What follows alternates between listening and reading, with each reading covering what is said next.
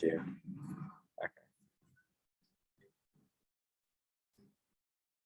Okay, Laura, take it away. All right, so today's workshop is on Scapy, aka packet capture, and we're going to learn what those packets do. So I'm Laura, I'm a cyber intern. I'm Stephen, I'm one of the officers. I'm James, I'm a cyber intern. And I'm Josh, I'm one of the C prisons. All right, so to understand packet capture, well, we have no announcement. So to understand packet capture, we need to ask the fundamental question, which is how do computers communicate? So when they want to communicate, packets are sent between them. And packets are little bytes of data that travel between computers, if that wasn't apparent from how they communicate. They use protocols to carry that important data between computer to computer. And protocols are just a set of rules used by computers to process data. So it's a lot like, you know, when you order a package, like they slap your address on there and that's how they know to send the package to you. And it's pretty much the same with computers. Next slide. So why packets? Like, why can't you just send your messages and have the long strings of data sent to another computer? And the reason why we use packets is because it sort of encapsulates the data and makes it easier for the computers to digest, so that, you know, you can, back when people used wires to connect computers, like you could send packets, multiple packets at once, and it doesn't matter like what order it's sent in or like how big it is, like just as long as it has the correct information that allows the computer to identify and know, hey, I need to process this in this order, if this needs to go to this computer, and etc. So a little bit about the next slide, the packet structure. So there are three components of packets. The one that we'll probably be talking the most about is the header, which contains things that the computer needs to process the data, like the receiver address. In a lot of computers, that might be like your IP address that identifies your computer, so that knows to send it to your computer, or like protocols, for example. And then the payload, which is the data. And then sometimes it adds like footers to it so that it knows that it reaches the end of the packets. And like I said, they use protocols to travel over networks, which we'll talk about more in depth later. Next slide. So now that we've talked about packets, what is packet capture? So with packet capture, you can look at these packets as they travel across the network. And it's useful for grabbing data, and you can use it in a lot of different ways. You can monitor network traffic. So like you can see what your roommate's looking at. Maybe they're listening to a YouTube video about Batman doing things, or people doing things to Batman. And you can look for suspicious activity. And if you want to be sus, you can steal data too. And you can do this by using packet sniffers like Wireshark, which we'll show you how to use later. And finally, what are networks? So networks are used to link two or more computers so that they can share data. So this could be like physically, like with wires, or it can be over like waves, kind of like your cell phone. You know, obviously that's not wired. And for example, the internet is a network, and we're all connected via the internet so that we can send packets to each other. And it's a lot of like really complicated stuff, but it's basically just, you know, a way of connecting people. And that's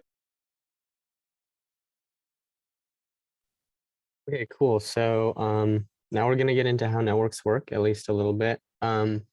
So before I get into this, just a little like disclaimer, right? We already know computers are very complicated. Networks are just an extension of computers. So if you don't understand like this whole model thing at first, that's fine. You don't need to understand it that much. It helps later when we're looking at Wireshark stuff to understand like what different headers mean, because each layer has its own headers and different information about what it's going to do in different parts of while it's traveling from one computer to another. But basically, there's a couple models, which are just frameworks for how a network should work and how it should do things. And so, yeah, let's get into them. So the first one, I guess the original model for network is called the OSI model. OSI stands for Open Systems Interface, and it has 7 layers. So pretty good granularity of breaking down like what kinds of things happen during network communication. And it's very popular as a theoretical model. In terms of cybersecurity, it's pretty good since it has good granularity at indicating like what point something went wrong if you had a network vulnerability. But we're not going to go into it too much since most things use the other model, which is the TCP IP model. So first thing to note, I guess I put it at the bottom, but this lines up with the OSI model, so they're not incompatible, which is why we can still use the OSI model to break things down. But this one's more recent. It's more widely used. It's a little bit simpler, and it supports a lot of the newer protocols like TCP and UDP better. It's also backwards compatible, so it's not like this came along and then we can use any old things before. A couple other things, TCP stands for Transmission Control Protocol, and IP stands for Internet Protocol. They are separate, but it's called the TCP IP model because they're used together usually, just in different layers. And then another thing to note, I put here, anytime a new protocol is created that uses TCP IP, there's like extensive documentation on how it fits the model and how it works. All right, so top layer of TCP IP is the application layer. So the important thing to note about the layer is that it doesn't actually refer to the applications themselves.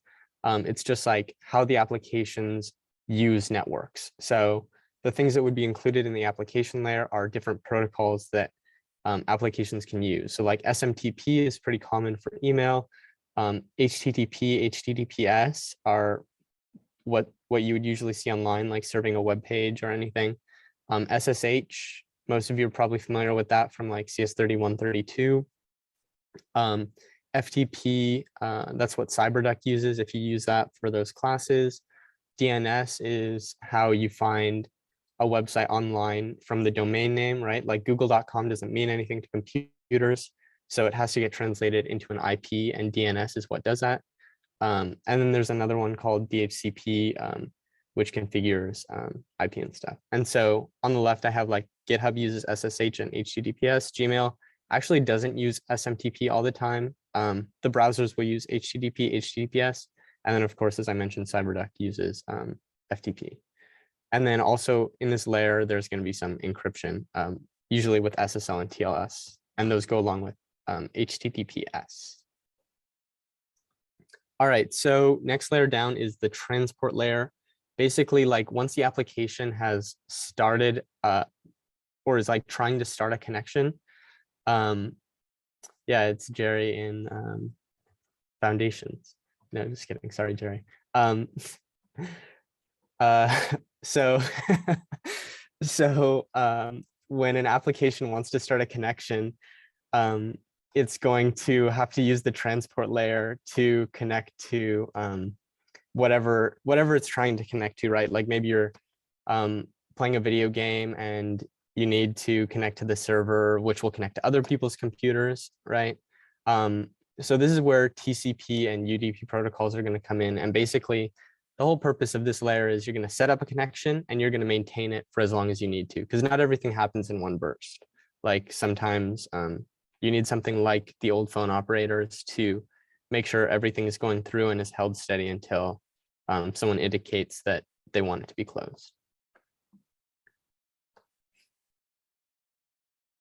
All right, and then we get to like the actual connection of how things get to point A to from point A to point B. The internet layer refers to like wireless connections, generally wireless connections. More generally, it's connections between different local networks, right? So at home, you might have your local network of all your computers, your printer, and your router. When you want to connect to Google, that would be connecting to a different local network, right? And so the internet is going to use the IP protocol by default. And the IP protocol uses something called datagrams, which we'll probably mention later. And it's completely like unaware of anything that's happening in higher layers. So this is just gonna like the connection will have been set up, and then IP is just gonna do its thing and connect devices from different local networks. And then next slide.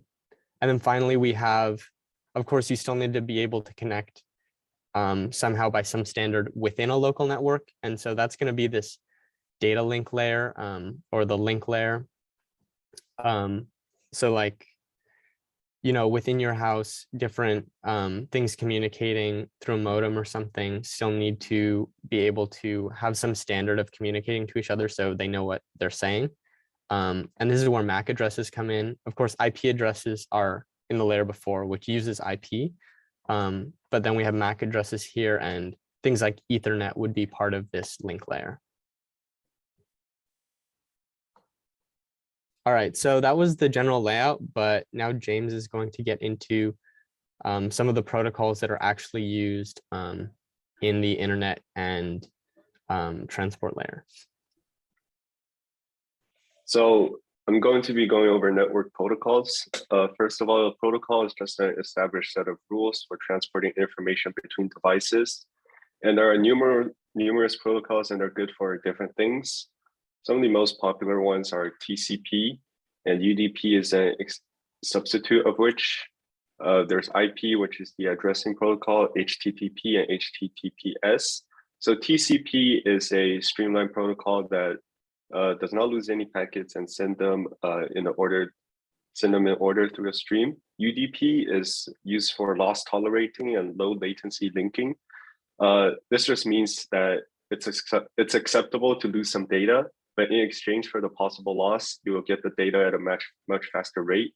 For example, if you're streaming a show on YouTube, Netflix, or anything, it would care much more about you not lagging throughout the video than losing a frame.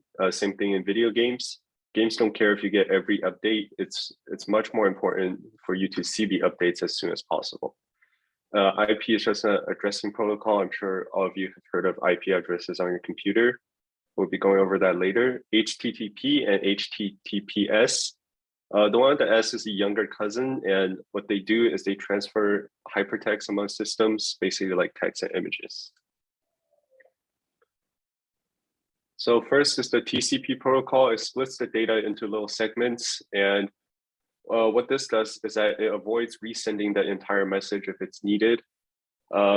Basically, if it's missing like one thing out of the packet, it'll send, it doesn't have to resend that whole packet again. It's more reliable than UDP because as I said earlier, it doesn't sacrifice the loss of a packet for faster speeds.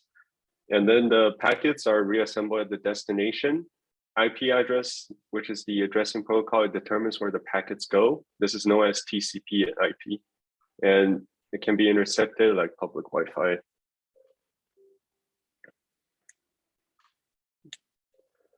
Next is the addressing protocol, IP and DNS. They stand for Internet Protocol and Domain Name System. And IP address is unique to each device. There's two types, IPv4 and IPv6. Now, both formatted in a series of characters, but the difference mainly lies in the number of permutations available. For example, you can see in IPv4, there's only 4.3 billion possible addresses, and we're running out. So trying to make the switch to IPv6, which does not only include numbers, it's actually alphanumeric. It has a lot more permutations, but it's not fully adopted yet. And whenever you visit a website, you're actually going to the IP, and the DNS is what translates the domain names into IP. For example, if you type in google.com, we'll go to their IP of 8.8.8.8, and below is their IPv6 address, which you can see is a lot longer. Next is HTTP and HTTPS, stands for Hypertext Transfer Protocol, with the S meaning secure. And it transfers hypertext such as text and images. It is used it uses transport layer security. and data will be sent in plain text in HTTP. What this does is that if someone tries to, let's say you're using a public Wi-Fi and someone tries to intercept that data, they can see the plain text of it, which is dangerous. You don't want to be sending over your like credit card information if you see HTTP. And the S prevents the man-in-the-middle attacks. It includes a public key to the browser and uses a private key as well. The way you identify if a website is secure, usually most browsers will have the little padlock. If it's there, it would tell you that the website is secure and uses HTTPS.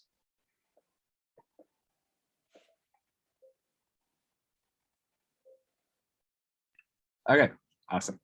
So now we went ahead and talked about all this like network stuff. But now we're going to talk about something called Wireshark. If you don't know what it is, don't worry. It's basically just a tool that people use in order to capture packets along a network. So it's either just live traffic that's going through your computer, or it could be through a PCAP file, which is basically a bunch of captured packets that someone else captured. So if you don't have it downloaded, you can go ahead and download it here on the slides, or just search up Wireshark on Google. If you want to follow on, feel free to, but I'm just going to go through a demo because I feel like that's the best way to learn. So, okay. So first up, let's go ahead and open up Wireshark. Okay. Awesome. And so when you first open it up, hopefully it looks something like this. But two things to notice is first, on the top, there's an open section. And the open is basically where if you have a PCAP file, basically meaning like if it ends in .pcap, like one of these, then you can open it and then you could examine all the packets that were captured in that file. And the other option is this capture button right here, which is basically capturing all the live traffic going through my computer. And so that's what we're going to go ahead and start with. And we're going to go ahead and click this Wi-Fi or EN0. EN0 just means it's the first Ethernet protocol, which means it's like, chances are it's probably where all of your packets are going through. So let's go ahead and double click this. Right. And so right off the bat, you can see, okay, so there's a bunch of UDP data, and chances are it's because of the Zoom. And it's kind of going crazy right now, not gonna lie. But yeah, as you can see, even though I don't really have that many like Google Chrome tabs open, there's still a bunch of packets still going through. And chances are, there's a bunch of applications on your computer that will need access to the Wi-Fi that just needs keep getting updates. So with Wireshark, you're able to capture all this information. So yeah, that's really cool. But we also want to make sure that we're able to see, like certain packets that we're sending are also being captured in here. So I'm going to go ahead and open up the terminal. Right here. Awesome. Okay. Okay. And we're going to end up using something called ping. And if you don't know what ping is, it's basically a command that we use where we have ping and an address. And what ping does is it sends an ICMP packet to that address, and it'll try to get that same response ping back from that address. So basically, if you don't know what ICMP is, it's another protocol like UDP or TCP or IP.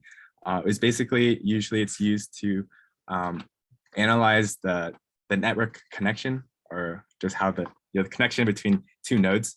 And so in this case, we're using a ping reply or a ping request, and we're supposed to get a ping response. So we can go ahead and do that. But the first thing you want to do is try to find out what your IP address is. So there's a command we can use called, okay. There's a command called ipconfig get is right here. This is a command you can use in your terminal to figure out your IP address. But if you don't have the terminal, if you don't want to be all fancy, you can literally just go on Google, and I'm sure there's a bunch of websites that will help you figure out what your IP address is. So I'm going to go ahead and click this, and you can see this is my current IP address. Yeah, chances are you probably don't want to give this information out to random people, but since I'm on UCLA, I think it'll be okay. I don't think you guys are going to do anything bad. So that's there. And so we're going to go ahead and use the ping command. So actually, let me just copy paste this here. Okay. So awesome. And then we're going to go ahead and start capturing again. And let's go ahead and run it. So as you can see that there's a bunch of bytes being sent to this address, and then we're getting a response back. And you can see that the time it takes is pretty short. It's 0.089 milliseconds, pretty fast, right? So let's go ahead and pause our capture. And a way to find all the ICMP packets that were being transferred throughout your laptop is to just straight up just put the protocol that you're looking for. So you put ICMP, but if you notice, there's nothing here. And that's because we're literally sending a ping to our own address, and we're not really using the Ethernet ETH0 protocol, or like the port. So instead, what we're gonna do is we're actually just gonna ping like a random IP. I don't know who this is, but hopefully we'll get a response. So let's go ahead and start again. Oh, okay, this one's not working. All right, so if you see request timeout, like I even captured it, but request timeout, that just means like it's not really getting a response. So you can see 4 packets transmitted and 0 were received. So there is no connection between us and this IP. So let's try again. Okay, awesome. So you can see we're sending to some random person, probably at UCLA, and they're sending us a response back, and it's taking this much time. So we can go ahead and stop there. And yeah, so if you go and look at your Wireshark, you can see that we filtered all the ICMP packets, and we can see that the source, like this example, this is our IP address right here, and we're sending it to this IP address over here, as we specified in this command. So we're sending a request, and in response, we got a reply. So that's just to show that we're able to control the packets that we're sending, and we're able to capture it through Wireshark. Also, just another quick thing is, like we talked about earlier, the DNS is used to translate yahoo.com into a specific IP address. So you can also just use ping to straight up just go ping yahoo.com, and chances are it'll know what the IP address is. So real quick, we go ahead and capture again. Right. There's an option on Wireshark. If you go to view name resolution and resolve network addresses, it'll actually, oh, there we go. Okay, that doesn't look right. Okay, that's not good. Let's try google.com. Hopefully this works. Oh, no, that doesn't help. Okay. All right, awesome. So you can see that it translated the IP address into google.com because through the name resolution, it knows certain addresses would correspond to certain domains, and so it's able to do that. But we're just gonna undo it so we can see the raw numbers. Okay, anyways, that's one quick example. But we also want to talk about, like, typically you'll probably be capturing a lot of packets when you're browsing the web, right? So you're gonna go on websites on like Google Chrome or like whatever browser you use.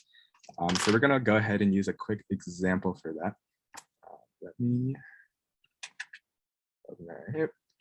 And if you came to our workshops last year, this website might be a little familiar, but basically this website is an HTTP website, which means since there's no S, it's not secure, right? And you can tell because when you go, it'll say not secure on the top left. And so I say we can just browse a bunch of these different tabs, but for this example, we're gonna go to the sign up page. Actually, let me start recording too. Okay, so, okay, so if you look here, you can see there's a sign up new page, sign up new user. And so there's actually a form right here where you can input like your username, your password, blah, blah, blah, and then sign up. So let me go ahead and do that real quick. So username, password,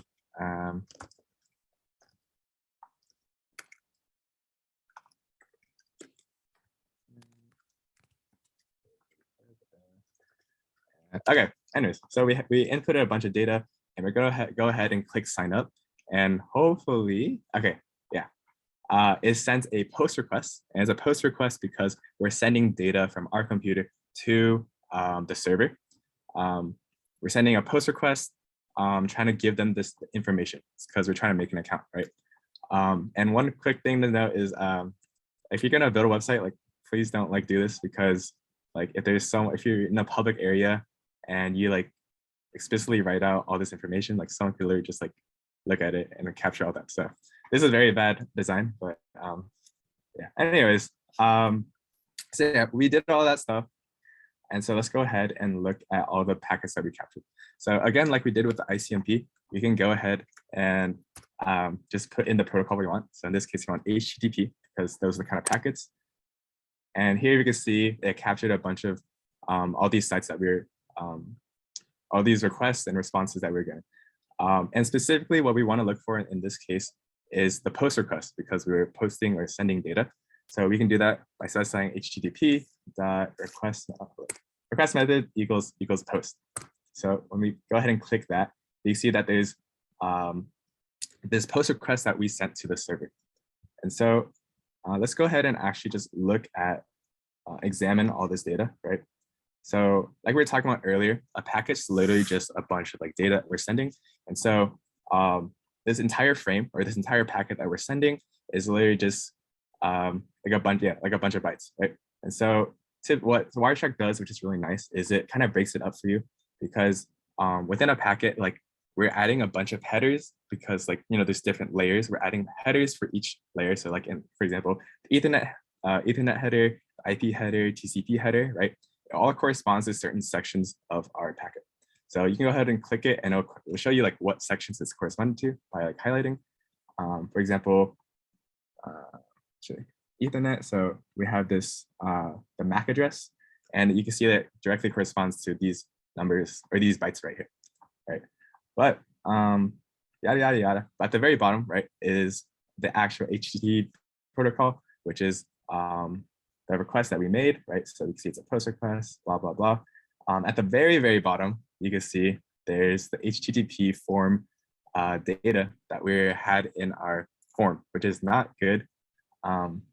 Because if you look at it, you can see that all of our information is written out in plain text. And this is not good because let's say we're at like Starbucks or something using their public Wi-Fi, and there's some like bad guy tapping in on our on the network, and he's looking at all the packets being transferred on the network, which by the way, it's illegal to do. So don't use Wireshark if it's not your network. I didn't know, so I mean I didn't do anything, but like just to let you know. But anyways, and let's say they're just listening in and they come across your packet. If they get this packet, they can see literally all of your information and they can log into your account. They can go to your house. They can get your phone number and all that. So obviously that's not good. And that's exactly why we have something called HTTPS, which is a secure way to browse the web, right? So let's go ahead and check that out real quick. So hopefully this works. We're going to, all right, we're going to go ahead and start capturing again. And we'll go to a secure website like twitch.tv. Sure. Very secure. And let's go ahead and just click the speed run. Sure. Okay, that's cool.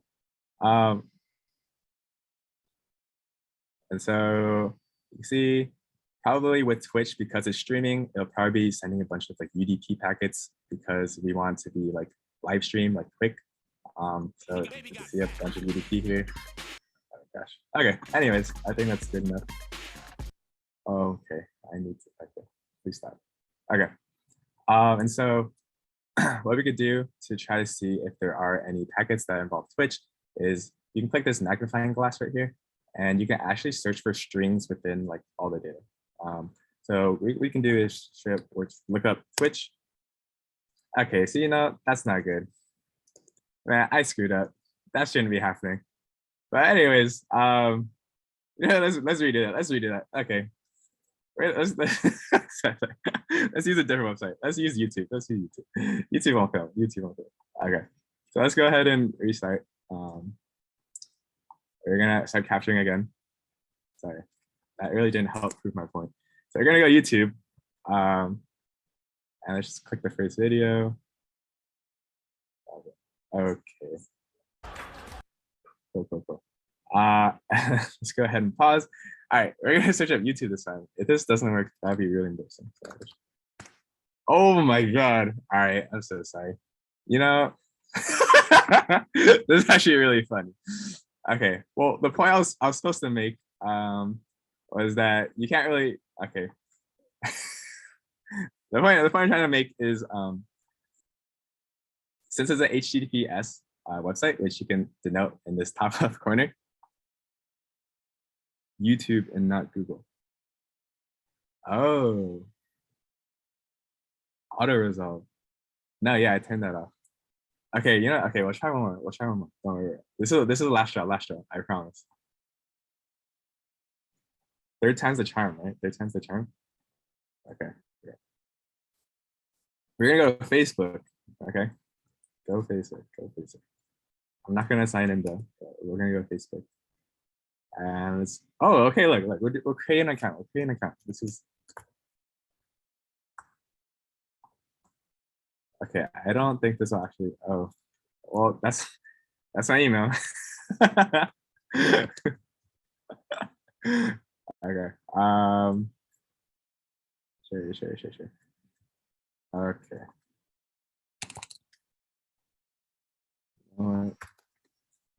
Okay, you know what? This is what a time.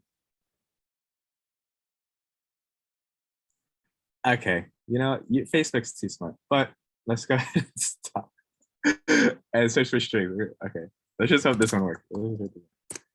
Okay, it doesn't work. You know what? You know, let's just forget about that. But I'm gonna cut that on the YouTube video. I'm gonna cut that out. But yeah, the main point I was trying to make is because it's secure and there's a lock on this top left, the data that you're sending and you're receiving will typically, instead of using HTTP, it will end up using TLS and SSL, which is basically a protocol that we use to safely transport our data. And what it does is it encrypts the data and makes sure that all the data that we're receiving or sending isn't in plain text. So you search up TLS, right? You can see there's a bunch of application data, which some of this is probably Facebook. I'm gonna guess it's Facebook. But yeah, and so obviously if you look at this, like it's just a bunch of like random bytes that you probably won't understand because all the data was encrypted. Okay, I see there's a lot of you guys are trying to help out. Are you ping test? Is a JavaScript leaking it? You know, there's a lot of good questions. I'll try to figure out later. I don't want to take up too much time. Actually, no, maybe we'll do it after. All right, last thing. So we looked at using ping, we are using HTTP and HTTPS.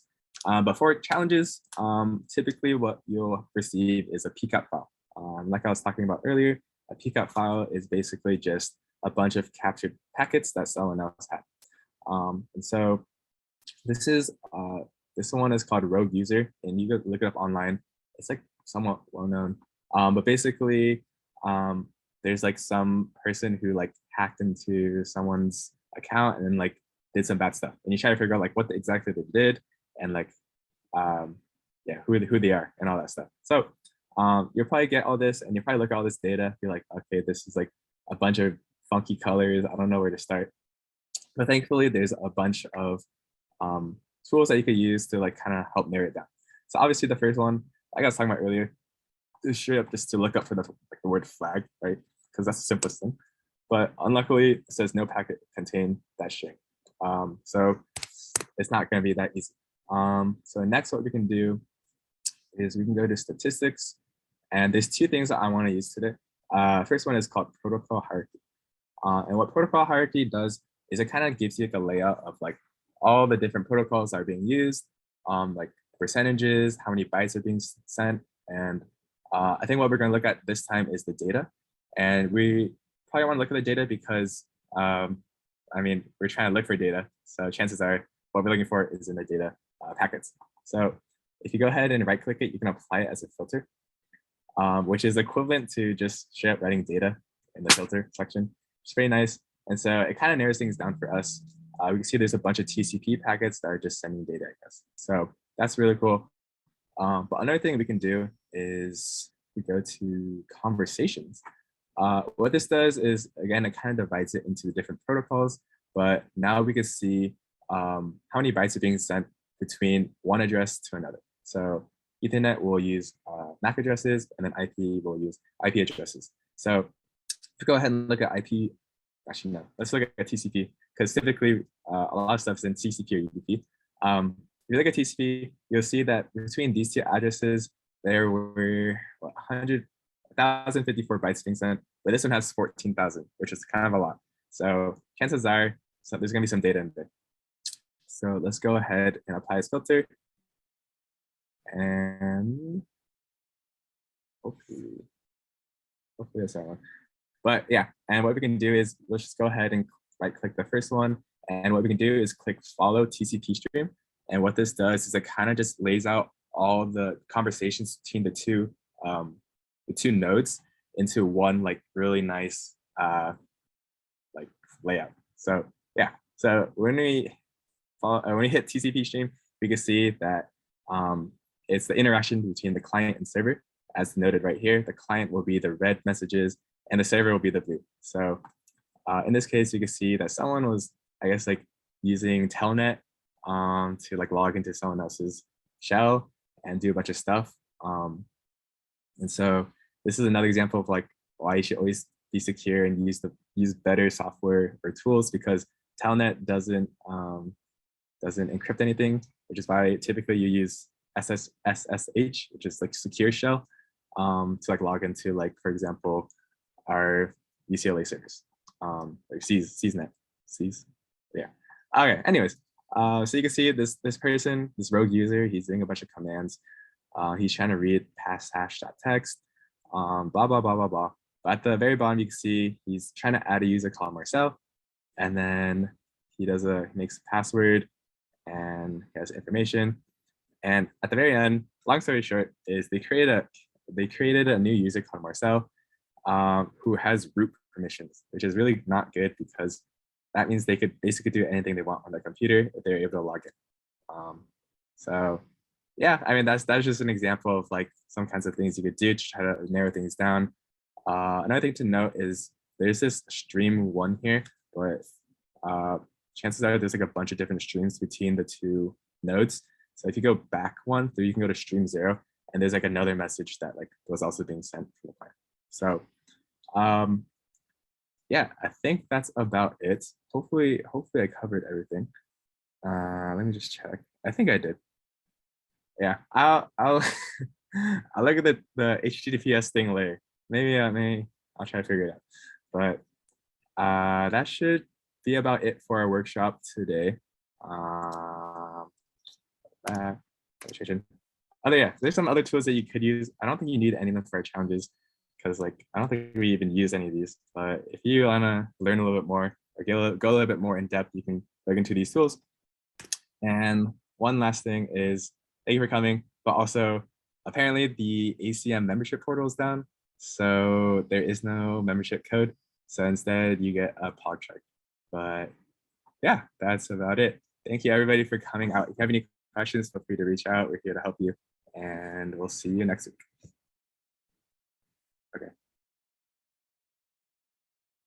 Okay, I'm done. Jerry, you can stop recording. Oh my God.